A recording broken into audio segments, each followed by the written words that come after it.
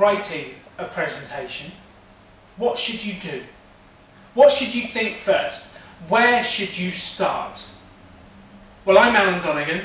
I'm from Enjoy Presenting, and I'm going to give you the second part of our Enjoy Presenting formula today, and we're going to look at think, feel and do differently. Where do most presenters start? They start with, what do I want to say? I remember recently I was at a fairly big business event. If you can imagine the scene, there was about 100 business owners in the audience, and one lady had been asked to get up and talk about her job.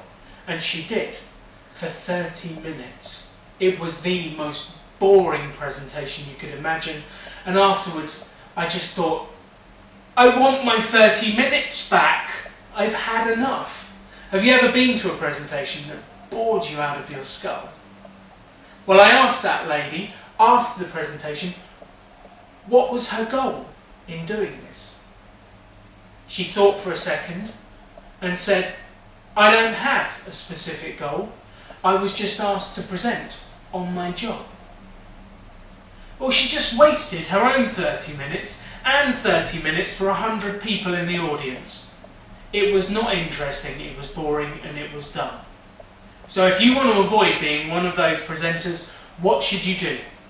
I think the first thing you should do is think about what you want your audience to think, feel, or do differently after you've finished.